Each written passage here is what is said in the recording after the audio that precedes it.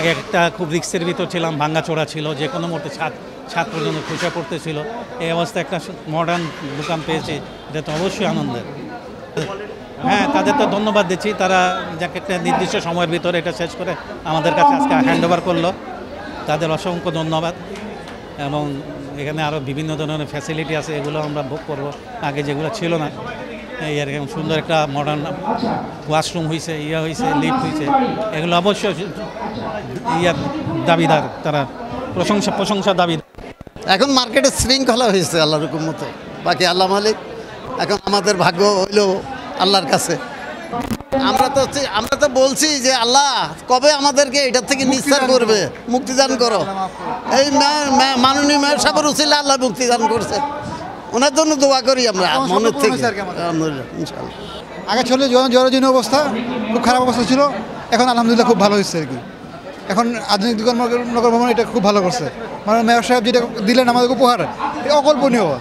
মানে আমরা ভাবতে পারিনি যে এত তাড়াতাড়ি পেয়ে যাবো। আমাদের নির্দিষ্ট কাম্য আমাদের পূরণ হচ্ছে। আলহামদুলিল্লাহ, আল্লাহ যদি আমাদের সফল করে সেই ব্যবস্থা করুন। করোনা মহামারীর মাঝে যখন সব কিছু স্তব্ধ ছিল, সেই সময় এই আজিমপুর তুলা মার্কেট, যেটাকে তুলা মার্কেট হিসেবে পরিচিত ছিল, যেখানে মাত্র 15 জন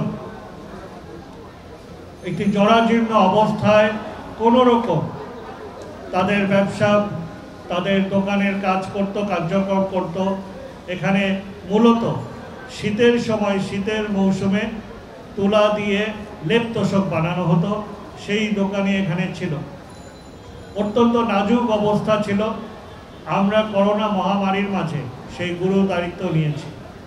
আমার যতটুকু মনে পড়ে, নভেম্বর মাসে 2020 সালে আমরা প্রথম ভিত্তিপ্রস্তর করলাম।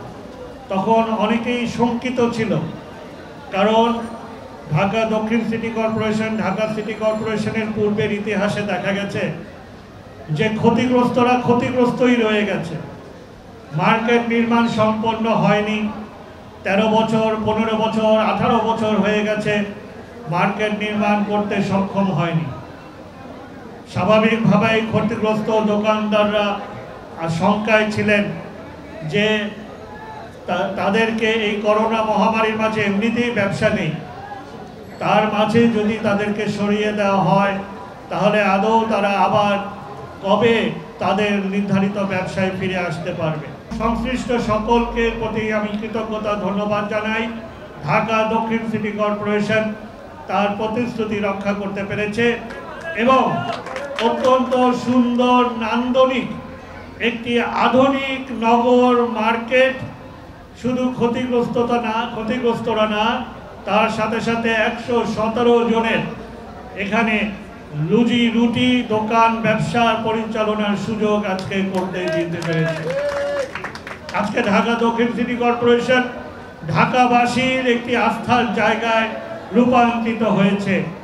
ঢাকা দক্ষিণ সিটি কর্পোরেশন শুধু রাজস্ব আয়ে ইতিহাস রচনা করেনি, সুশাসনে ইতিহাস রচনা করেছে, জীবনমান উন্নয়নের ইতিহাস রচনা করেছে, ঢাকাবাসীর আস্থার জায়গায় ইতিহাস রচনা করেছে।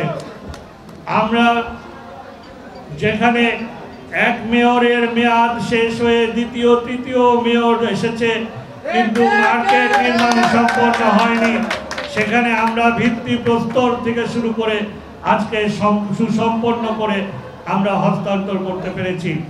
এবং এই নিয়ে আমরা দ্বিতীয় মার্কেট যেটা সুসম্পন্ন করেছি। এর আগে আমরা সিদ্দিক বাজার মার্কেট আমরা সম্পন্ন করে হস্তান্তর করেছি এবং আজকে এই আজিমপুর আধুনিক নগর মার্কেট আমরা সম্পন্ন করেছি।